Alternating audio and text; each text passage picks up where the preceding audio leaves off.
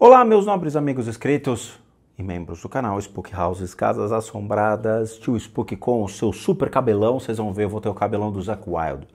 Você vai ver, vou ficar com aquele cabelão gigantesco. Eu vou fazer o Aquaman 10, vocês vão ver. Brincadeiras à parte, essa semana a gente vai fazer então o Testando o Demo do Papa Francesco. Eu trouxe alguns vídeos pra gente analisar e comentar. A gente vai falar sobre o conclave, vamos falar algumas coisas que são importantes. E eu acho que a gente precisa começar batendo papo sobre a identidade do católico, tá? Eu acho muito interessante quando a gente vê o católico se apoiando nessa questão de ter um beato, ter um líder religioso, ter um símbolo da sua igreja que existe há 2000 anos ali, ainda viva, ainda remanescente. Eu acho interessante a forma como o católico, né, não o cristão, mas o católico, ele se apoia fervorosamente nesse conceito. Mas ele não tem a menor noção daquilo que está por detrás disso. Para aqueles que estudam a história do Vaticano, para aqueles que estudam a história dos papas, sabem que tudo é repleto de banhos de sangue, sacrifícios, magia negra, crimes financeiros, pedofilia, tudo. É um mar de sangue. Mas parece que o católico ele gosta de se esconder atrás dessas verdades e fingir viver uma fake news completa. Prova disso. Tio Spook, você tem prova sobre o que você está falando? Livrinho, tá? Vocês que gostam dos livros. Tio Spook, você não vai trazer livro? Tá aqui, ó, Os Crimes dos Papas. Isso aqui é literatura para você, católico, tá? 600 páginas, maravilhoso. Eu recomendo muito esse livro porque ele traz a introdução necessária para vocês humanizarem Cristo. Existem dois tipos de teologia que eu sempre bato nessa tecla, que é a fundamentalista e a liberal. Tá? Claramente, existem outras teologias e tudo mais, mas a fundamentalista é aquele que acredita ipsis literis o que está escrito na Bíblia.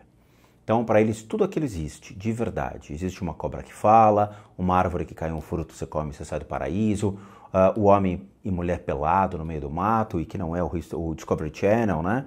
Então, assim, tudo que está naquilo, eles acreditam piamente.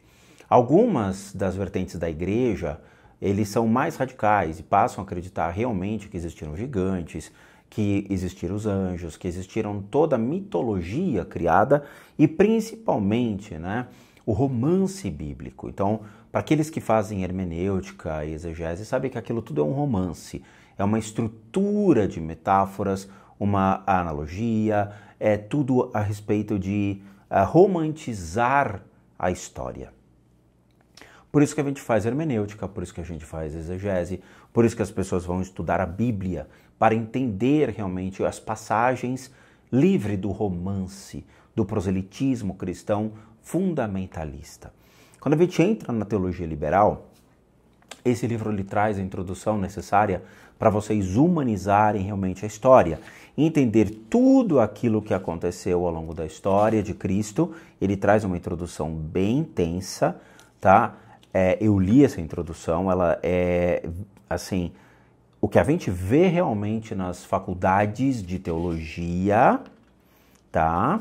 Não, a gente não vê isso dentro da igreja, mas a gente vê em faculdade de teologia, onde ele vai traçar para você realmente todo um pincelado da história de Jesus até a sua crucificação, para depois começar a tratar, então, a formação da igreja. Então, ele trata cada um dos papas, tá? Foram o nono século, onde você vai ter toda a história política de todos esses séculos, até o nono século, que termina com o João VIII, tá? Então tem todos os papas aqui necessários para vocês entenderem cada um dos crimes que eles estavam envoltos. Não obstante a isso, também tem, para aqueles que querem entender as relações homoafetivas do Vaticano, no armário do Vaticano, onde vocês têm também os escândalos relacionados a critérios homoafetivos e claramente o porquê que acontece essa raiva, essa ira dos homossexuais, tem tudo aqui nesse livro explicado, mas é uma história também. E esse último que eu acho muito legal, e é um coffee table, que é sobre os papas, vício, assassinato e corrupção no Vaticano, tá? Ele é um livro bem legal, e ele é aquele livro de coffee table mesmo, que tem as historinhas, é tudo bonitinho, pintadinho, onde vai ter então cada um das passagens deles, com os símbolos, com as mortes e tudo aquilo que aconteceu, né? A imagem clara, né, do Maleficarum, essa aqui é famosa, né, do livro das bruxas, onde você tem toda essa ideia do diabo, o culto ao diabo que eles mesmos faziam e tudo mais, todos os escândalos envolvidos. A gente vai começar falando sobre o Conclave. O Conclave foi um filme que eu assisti hoje. Eu teimei, refutei, porque eu não gosto desses filmes da igreja, a não ser que seja tipo Preacher. Preacher eu assisto com o maior prazer e recomendo muito a série Preacher. Mas o Conclave ele foi muito bem dirigido dentro do princípio de cuidados com tudo aquilo que é observado, tá? Vamos lá. O Conclave é um filme que é interessante para as pessoas entenderem uma pincelada da história. Eles tratam uma pincelada de tudo o que aconteceu. Vocês viram agora que dentro dos cardeais que foram nomeados, um deles caiu porque estava envolvido a crimes financeiros.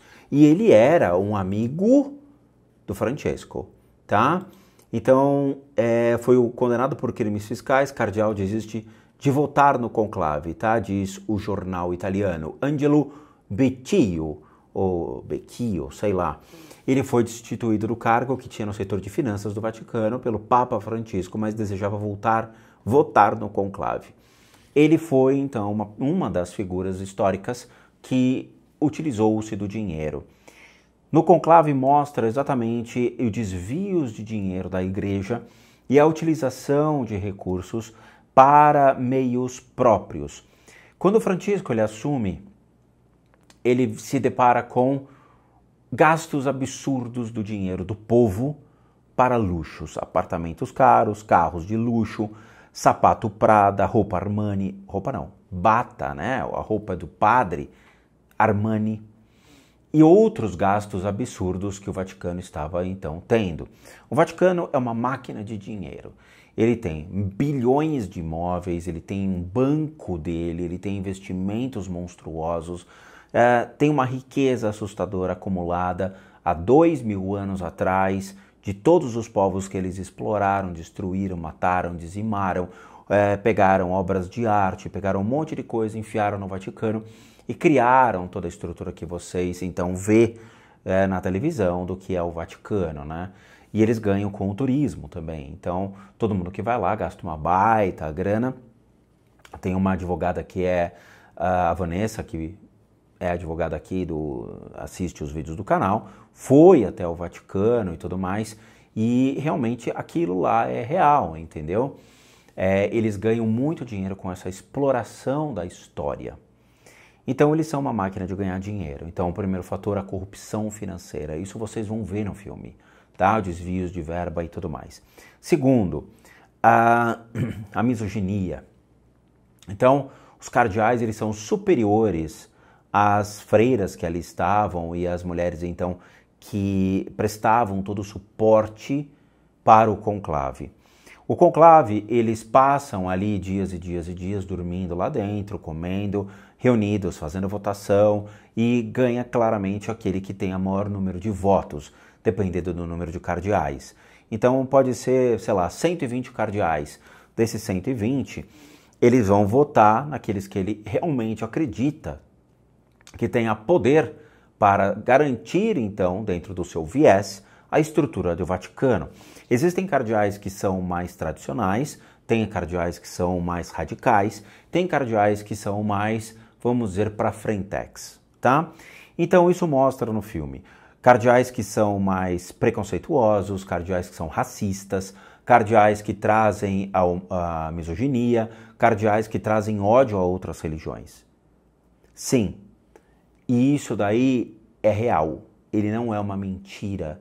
Ele traz pontos de vista, sim, baseado na história de cada cardeal, então, que passou ali dentro e que traz essa vertente, dizendo, vamos combater o ódio que o Islã tem com ódio. Vamos colocar então a força contra os povos do islamismo. Ou nós vamos tirar dos povos mais pobres, vamos continuar enriquecendo o Vaticano, vamos continuar concentrando riqueza. Então tem de tudo. E vocês percebem no filme, recomendo que quem gosta dessa temática assista, que as freiras, né, as assistentes ali que preparam comida e tudo mais, elas são colocadas em segundo plano e elas não têm fala nenhuma. Raramente você vai ver uma delas falando, que é realmente o símbolo do machismo, o símbolo do homem acima, a mulher submissa ao homem, a mulher que limpa, varre e faz a comida para os cardeais, e que elas não têm poder, então, de diálogo, nem comunicação e nem autoridade para falar com os mesmos. Elas têm que pedir permissão. Outra coisa, vocês percebem que existe uma certa impureza entre eles. Que tipo de impureza? Alguns deles tiveram filhos. Veja, nem todos eles foram constituídos com a ideia, então, de serem parte da igreja. Ao longo de um momento da vida deles, eles se convertem e começam, então, fazer votos com relação à igreja, mas o seu passado ainda persegue. Alguns não, alguns fazem filhos sob suas batinas, e isso na história do Vaticano criou-se o que nós chamamos de filhos da pátria. Não são filhos da Araruta, são filhos da pátria. Os filhos da pátria são aqueles, então, papas que engravidaram garotas, que eram prostitutas e que tiveram filhos. Esses filhos não tinham pais, eles eram chamados de filhos da pátria. Tá? E esse é um termo que também é usado no Brasil para designar pessoas, então, que viajam e fazem filhos em outro território e voltam para suas casas, né? Isso eu vi em muitas empresas no mercado financeiro.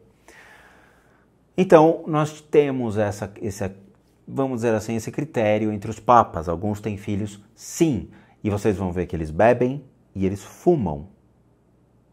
Então, tem um grupo de papas que fumam, tem grupo de papas que adoram um vinhozinho, tem papas que adoram comer, e tudo isso é ressaltado no vídeo.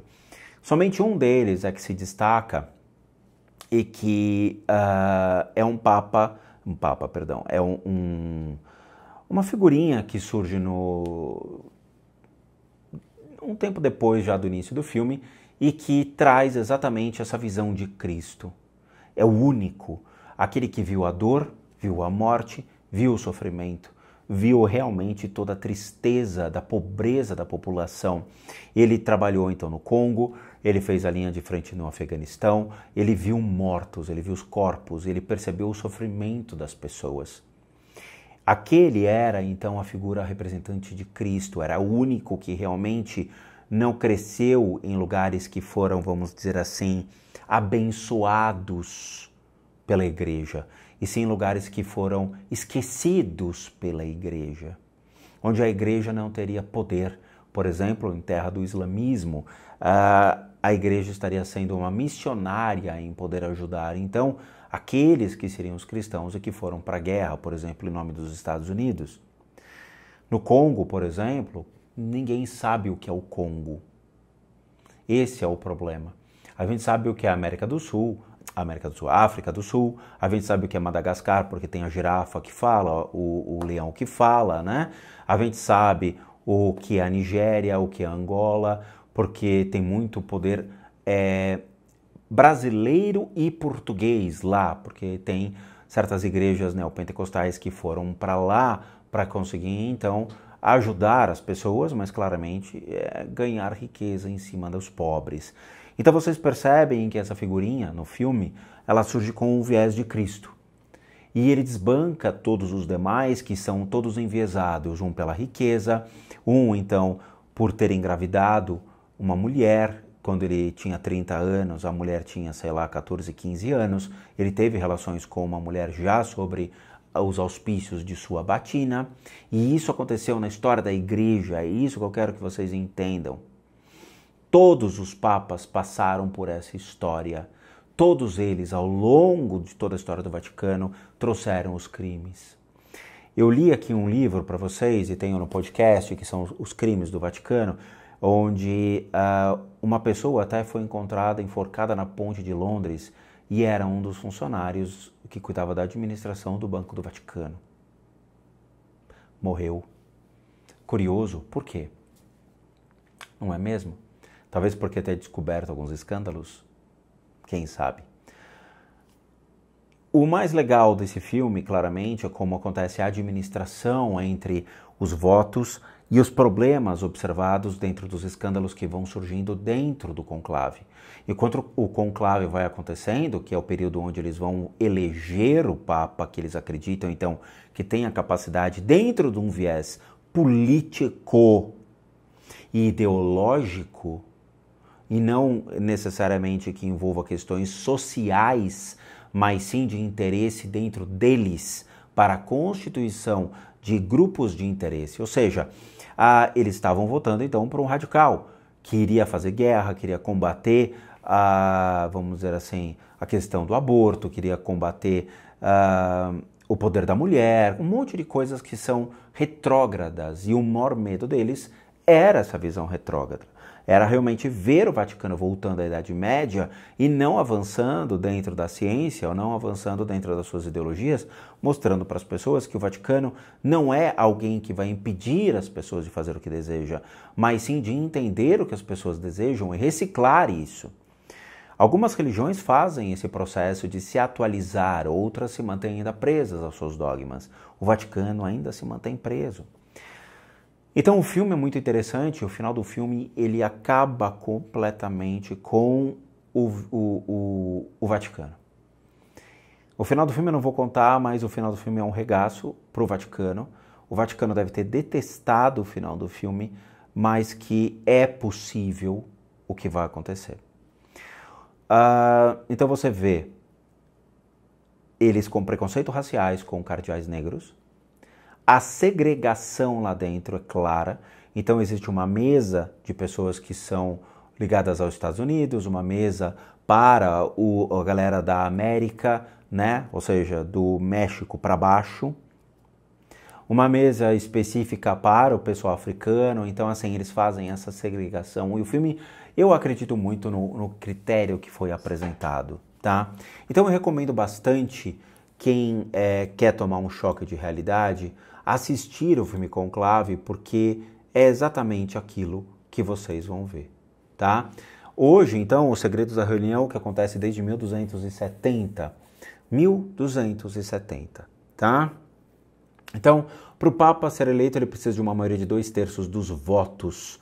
Enquanto a maioria não for atingida, a votação é repetida, ou seja, eles podem ficar ali cerca de 2, 3 dias dormindo, comendo, e esta cerimônia é repetida até 4 vezes por dia, tá? E é interessante como é que é feito o processo, o filme mostra onde fica todo mundo ali de vermelhinho, eles assinam um cartãozinho, vão até uma urna, eles depositam, é lido em voz alta, eles anotam os nomes, fazem depois uma reunião, eles começam a fazer literalmente o jogo político entre um e o outro, tá?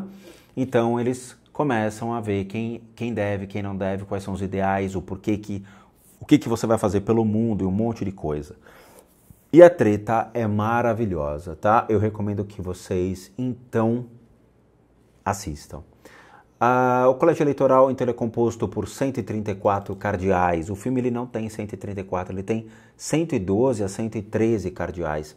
A divisão entre as tendências ideológicas também deve influenciar. Cerca de 45% dos eleitores são considerados progressistas, 36% moderados e quase 19% conservadores, tá?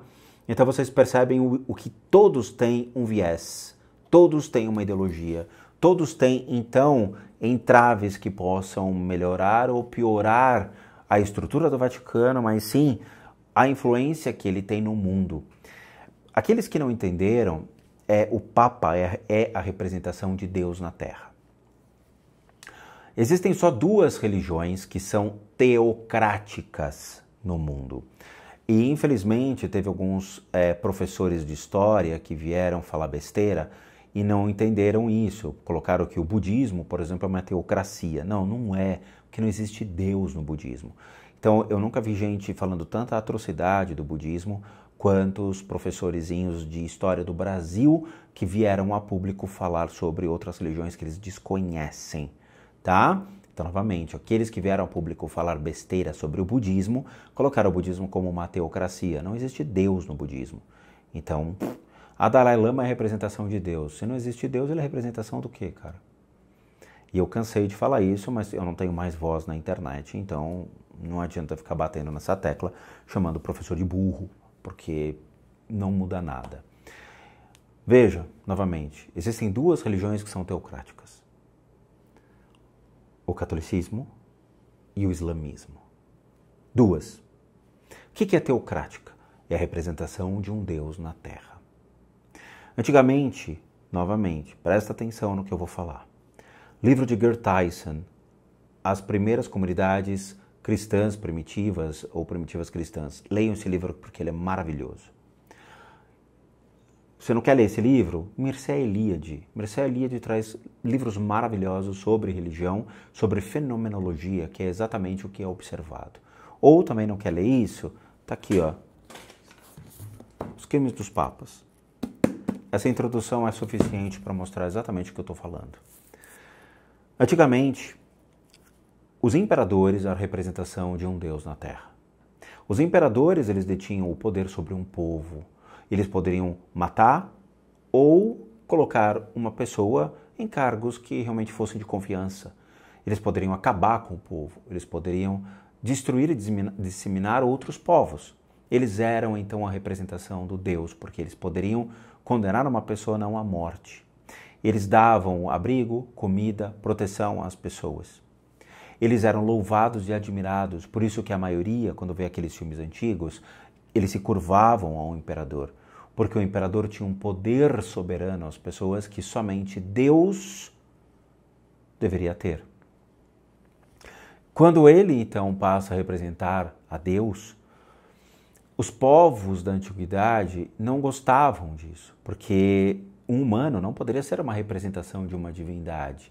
E começou a ter muitas guerras, começou a ter muitas disputas, começou a ter muito levante de povos para combater os imperadores. Essa mesma estrutura passou a ser cultuada pelos papas, onde eles são então a representação como os antigos imperadores eram. Eles passam a ser a representação de Deus na Terra. Tudo aquilo que o Papa fala é a voz de Deus. Então, se o Papa falar, sou contra o aborto, é Deus que estaria falando e não o Papa. Dentro de um critério de uma sociedade em 2025, esse viés ele não existe mais. As pessoas é que sabem o que é melhor para os seus corpos, as pessoas sabem o que é melhor para as suas vidas. Não é uma igreja que vai predeterminar, então, essa relação. É isso que vocês têm que entender, tá? A igreja, ela tem um poder muito mais de aconselhamento, de cuidar, de zelar, de proteção, mas de comandar a existência humana, não mais. Infelizmente, as estruturas neopentecostais, elas estão ainda perdidas. Por quê? Porque a população que frequenta as religiões neopentecostais, elas se submetem ao que o pastor determina. E eu nunca vi um show de horror como a gente está vendo hoje, com o pastor mirim, com os crimes observados, com todas as estruturas de pedofilia, de estupros, de vulnerável, de morte que a gente está vendo hoje. Eu fiquei abismado uma vez quando eu conheci uma menina que a irmã era frequentadora de uma igreja neopentecostal e que o pastor determinava a roupa dela, o que ela deveria fazer, como ela deveria andar, como ela deveria se vestir, com quem ela deveria casar, quando ela deveria casar, quando ela deveria ter relações sexuais, entende? Então, assim, esse tipo de coisa, de controle populacional, a gente vê na Idade Média. Hoje em dia, isso daí não é mais cabível em 2025, com as mulheres, então, tendo o direito previsto pela Constituição da sua liberdade. A sua liberdade de ir e vir. e não mais submissa ou submetida ao machismo ou o lado masculino que detém a regra e predetermina o que ela deve ser, o como ela deve ser ou quando ela deve ter relações sexuais.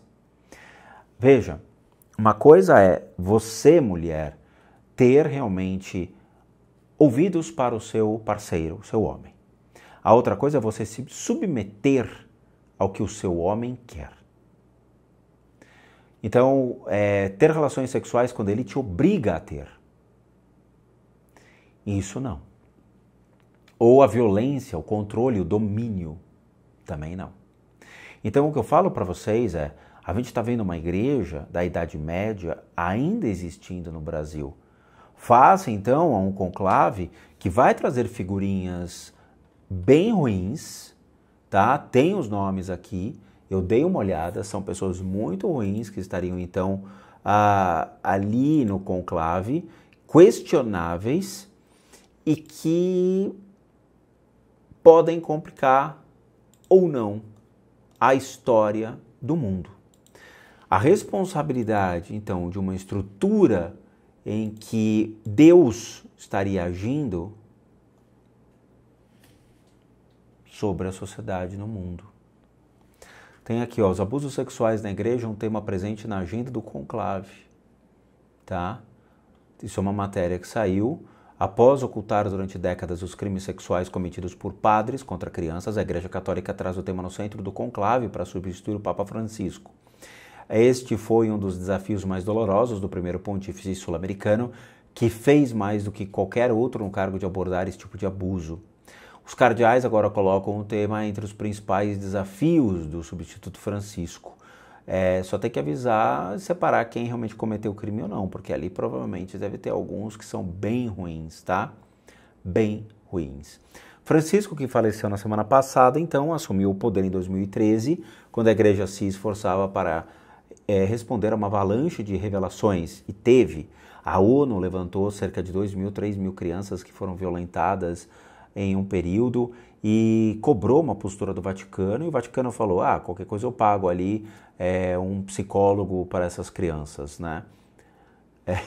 O ponto da virada ocorreu em 2018, durante uma viagem no Chile. O Papa inicialmente defendeu firmemente um bispo local contra acusações que ele encobriu os crimes de um padre idoso, depois admitiu ter cometido graves equívocos no caso, uma atitude sem precedentes para um pontífice, ou seja, ele tentou fazer um somebody love e na verdade o cara era um pedófilo, tá?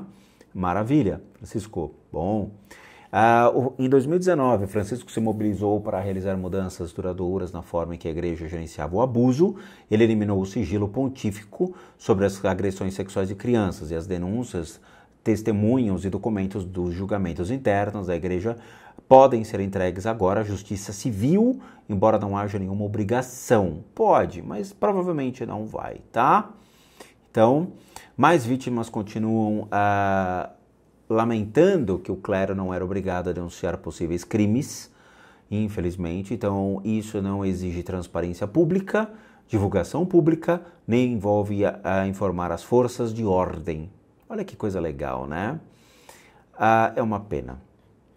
Então, você vê que a igreja, que deveria ser a representação de Deus na terra, é mais uma a cometer e encobrir os crimes que comete. Basta entrar no Google e escrever os crimes do Vaticano. Vocês vão ver muita homofobia, né, como crime, mas orgias dentro, né? O Papa Francisco fez vários discursos homofóbicos e isso veio à mídia, veio à tona. Ele mesmo falando que o Vaticano, a igreja, era repleta de homossexuais e ele tentava encobrir esse tipo de coisa, tá? Os orgias vistas, e tem vários outros crimes. É muito ruim isso. Mas tudo bem. Eu recomendo então que comprem esses livros, eu recomendo que assistam o filme Conclave, porque tudo aquilo que apresenta-se no filme, tirando o final, é realmente fatos históricos, tá? É um pincelado do que aconteceu ao longo desde 1270 até os dias de hoje. O final é questionável, mas eu não vou falar o final, realmente espero que vocês assistam. mas que um dia pode vir a acontecer, sim. De resto, a gente vai fazer a análise, então, do velório do Papa Francisco agora na sequência, e depois a gente vai fazer o EVP, onde muitas pessoas estão perguntando se o Papa Francisco está ou não transitando entre nós, e a gente vai falar disso na análise. Fechou? Assistam o filme, compre esses livros. Se você é católico, há necessidade sim de você conhecer a história da igreja, a qual você venera e a qual você cultua.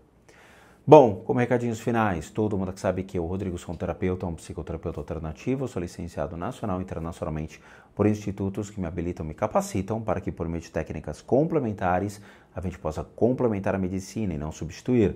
Complementamos junto aos tratamentos das enfermidades física, emocional, mental, bem como as limpezas de casa e as análises de casas.